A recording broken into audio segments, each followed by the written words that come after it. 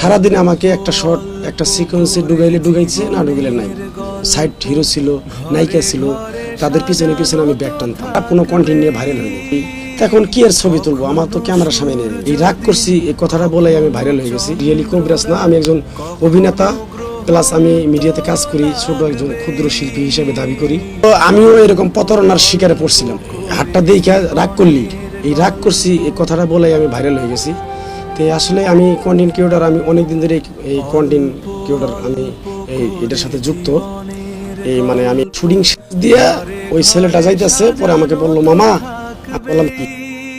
কয় তুমি তো মানুষের হাত দেখে ভবিষ্যৎবাণী বলে দাও, তাহলে আমি তো অনেক কষ্টে আছি মামা, তাহলে তুমি আমার হাতটা দেখে বলে দাও। পরে বললাম তুমি আমার মামা, তুমি কষ্টে থাকবা, তাহলে কেমন হয় না, তা তোমার হাতটা দেখে দিই। এই হাতটা দেখে পরে বললাম তোমার নাম কি? কয় বিপ্লব। তুমি হিন্দু না মুসলমান? বললো যে আমি মুসলমান। একবার কয় বিসমিল্লাহ, কয় বিসমিল্লাহ। আরেকবার কয় সুবহানাল্লাহ, সুবহানাল্লাহ। বললাম তুমি কি রাগ করলা? কয় না। তাহলে তোমার তিনটা কথা বলে দেবো, কথা তিনটা যদি সত্য হয় সত্য বলবা তো? পরে বলছে আচ্ছা ঠিক আছে মামা বলবো। 6টা কথা 7টা কথা বলছি, 7টা কথাই ওনার সাথে আমার কথার সাথে এক হয়ে গেছে। এখন এটা মানুষ ভাবছে যে আসলে আমি রিয়েলি কবিরাজ। আমি কিন্তু রিয়েলি কবিরাজ না, আমি একজন অভিনেতা প্লাস আমি মিডিয়াতে কাজ করি, ছোট একজন ক্ষুদ্র শিল্পী হিসেবে দাবি করি। এইটাই। এখন আমার মানে খুশির ব্যাপার যে আজকে আমি হঠাৎ করে এক রাতের ভিতরে যে আমি এত ভাইরাল হয়ে যাব। আমাকে বিভিন্ন লোকজন আমাকে লক দিবে, আমাকে বিভিন্ন লোকজন আমাকে ফোন দিচ্ছে। এটার জন্য আমি তো অনেক কৃতজ্ঞ, অনেক ভালোবাসা তাদের প্রতি আমার আছে। আমি আশা করি যতদিন আমি থাকবো মিডিয়াতে সবার সাথে আমি মিলেমিশে থাকতে চাই, এটাই আমার পাওয়া।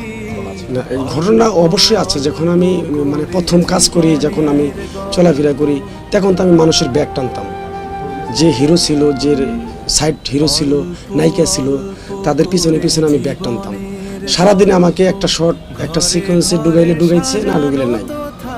মানে ওই প্রতিভাটা নিয়েছিলাম যে আমি যদি ভবিষ্যতে আমি কিছু করতে পারি, আল্লাহর কাছে আমি এগুলোই চাইছি। তা আল্লাহ আমাকে সফলতার মুখ দেখাইছে। এটাই আমি আল্লাহর কাছে হাজার হাজার শুকরিয়া। যারা আমার ভিডিওটা দেখে যারা ভাইরাল হয়েছে, রাগ করলেন কি, তাদের প্রতিও আমি হাজার হাজার কৃতজ্ঞ, ভালোবাসা রইল। আমার যে প্রিয় কলিজার ভাই বোনেরা আছে, আমার ভিডিওটা যে দেখে, অনেক আমি গর্বিত। যেমন আমার ফ্যামিলি থেকে বলতেছে যে তোমাকে তো অনেক মানুষ আমাকে বাড়িতে ফোন দিচ্ছে, ঢাকায় ফোন দিচ্ছে। তা আসলে আমি যে ভাইরালটা হয়েছি, এটা তো আসলে আমি একটা শিক্ষামূলক ভিডিও নিয়ে ভাইরাল হয়েছি। আসলে আমি কোনো খারাপ কোনো কন্টেন্ট নিয়ে ভাইরাল হইনি। সেটা যেমন আমি কবিরাজের যে অভিনয়টা করছি, যে ক্যারেক্টারটা আমি ফুটিয়ে উঠাইছি, সেটারও কারণ আছে। কারণটা হলো আমিও এরকম প্রতারণার শিকারে পড়ছিলাম। আমাকে প্রথম 10 টাকা চাইছে, দিয়ে আমাকে ঘাস দিছে, ঘাস দেওয়ার পর আমাকে তাবিজ দিছে, দেওয়ার পরে আমি তাদেরকে 9,000 টাকা দিছি। দেওয়ার পরে যে না, এটা তো আসলে ভুয়া। তখন আমার মাথায় একটা ব্রেনটা কাজ করলো যে আসলে এই যে আমার সাথে যে প্রতারণাটা করলো, এরকম তো আরও মানুষের সাথে প্রতারণা করতে পারে। এরকম অনেক রাস্তাঘাটে বাজারঘাটে অনেক প্রতারণার লোক পাওয়া যায় যে আমি ফকির, আমি আগামী কিছু কথা বলতে পারি, বিভিন্ন ধরনের কথাবার্তা বলে একটা মানুষকে ইমোশনাল ফেলে, তার সাথে অনেক টাকা পয়সা অনেক কিছু নিয়ে যায়। তাই আমি এটা সতর্ক করে দেওয়ার জন্য আমি ভিডিওটা বানাইছিলাম।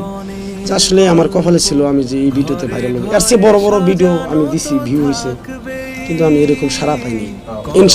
ইনশাল্লাহ মানে এখন যে আমার সাথে এসে মানুষ ছবি তুলে, সেলফি তুলে, ভাই কেমন আছেন, হাই হ্যালো করে, অনেক ভালোবাসা আমার তাদের প্রতি।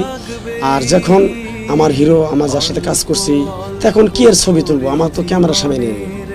আমি ব্যাগ উবাইতে আমার দিন গেছে।